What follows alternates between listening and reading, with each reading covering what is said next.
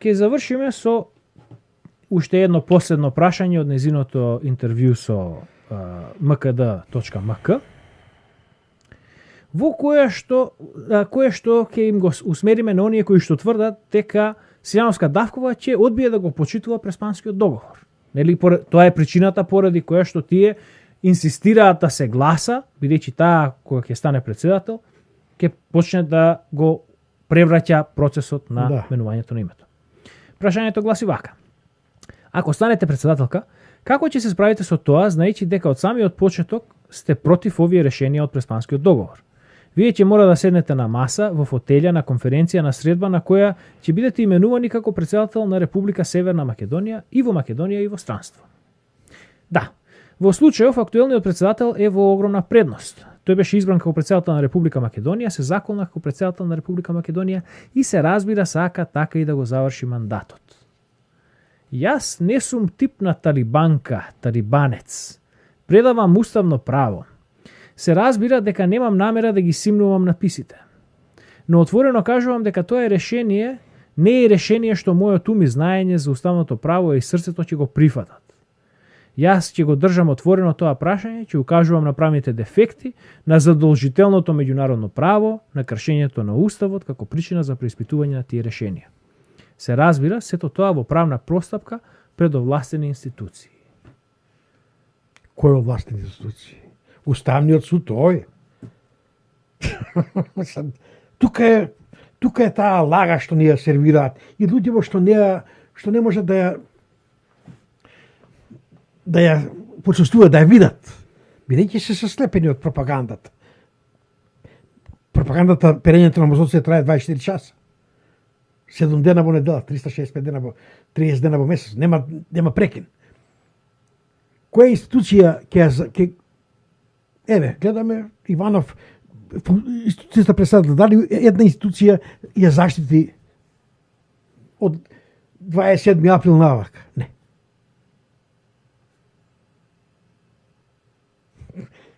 Кого лажеме сега? Кого лаже Давкова? Мислам, ова е лага. Да, ова е апла лага. Да. Која е меѓународна институција? Ова го имаме зборувано и во минатото. Да.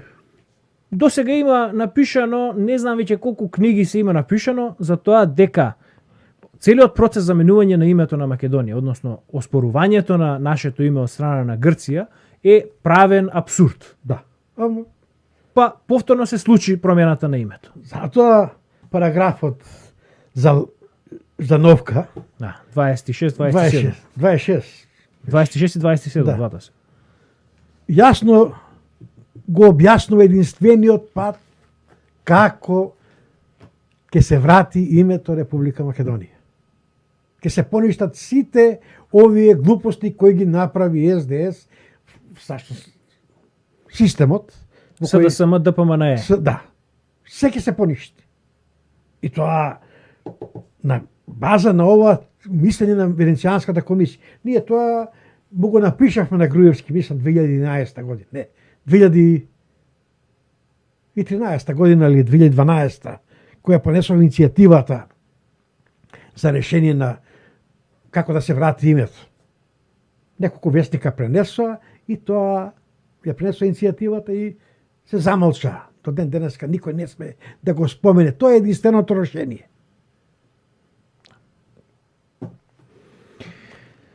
Ќе заклучиме со следно. Да.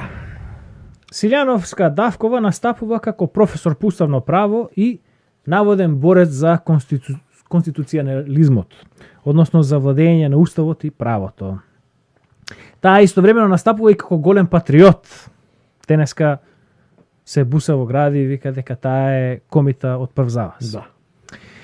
Меѓутоа, нејзините дела сведочат дека сепак, кога говориме за професор доктор Гордана Силјановска Давкова, тогаш говориме за личност која, ама баш со ништо, до сега не се истакнала како таква. Да.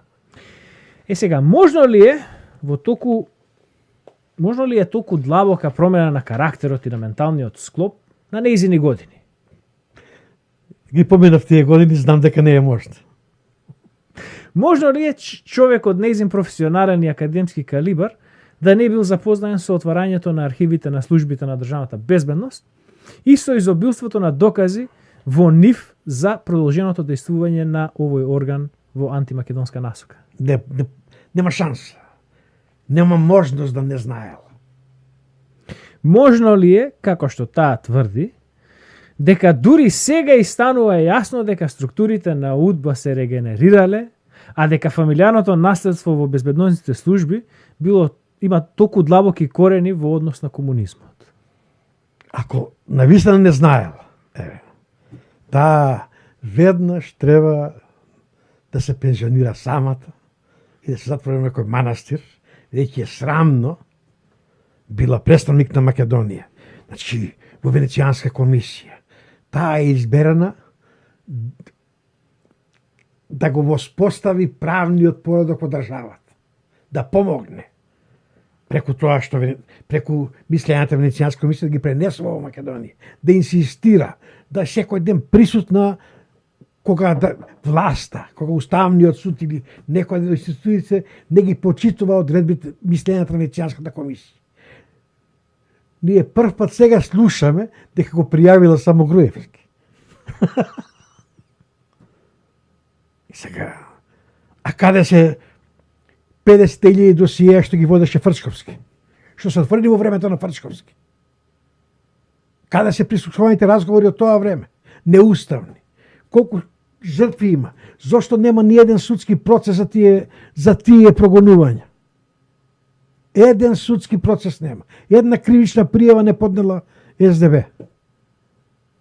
Сега, ова е жената која што партијата ДПМНЕ и режимот ви вели дека ќе ја спасува Македонија. Берете памет, мислете, размислете, помислете дали е можно такво нешто од таква една личност, која што нејзината политичка кариера ја започнала во партија, која што била на линија Македонија да не стане самостојна демократска република, туку да остане во рамките на Југославија. Да. Размислете дали е можно човек кој што замижел пред неправдите кои што се правеле врз македонските националисти, денес да биде застапник на тие луѓе и на тие идеи. Доколку дозволите оваа измама, да наседнете на оваа измама, да гласате за оваа личност, која што може би ќе биде изберена, а може би нема да биде изберена, а не е ни важно, затоа што обајцата кандидати се едно исто. Да. Што значи дека гласот за неа ќе биде глас за Стево Пендаровски и гласот за Стево Пендаровски ќе биде глас за неа, се е исто, тие се двајцата исти. Берете памет. Сега судбината е во ваши раце. Да. Ќе сами дали ќе дозволите да бидете избришани. Затоа, за крај, сепак едно мислење на човек кој е странец. Човек кој, следејќи ги судските процеси, илустрацијата која е спроведена во Источна Германија, успел да разбере како работи комунистичката тајна полиција. Дали е КГБ, дали е УДБА, дали е Штази, нема врска, сите се исти. И тој вели. Ќе го прочиташ тоа. Народот се расправа околу домољубието, а УДБА, односно безбедносните служби, го оплјачкосува. Правосудството е катастрофа и се прогонуваат политички неистомисленици. Медиумите ги поседува УДБА. Темнина ќе биде се додека не се расветли минатото. А минатото не можат да го расветлат луѓе од минатото. Изјава на Карл Петер Шварц. Да нема забуна. Тој ја потенцира УДБА, бидејќи го проучува работата, заинтересиран од работата на Штази, сега е голем проучувач на делувањето и работењето на УДБА на просторот после 1991 година во државите настанати од распадот на бивша Југославија. Да. И само уште ова последно нешто сега. Размислете добро за овој вториот дел на емисијава околу мислењето на Венецијанската комисија, како тоа беше представено во Македонија, а што е всушност во него, и размислете следниот пат кога ќе речете дека Западот ни прави проблеми, дека Брисел е виновен, дека Вашингтон е виновен за сите наши проблеми.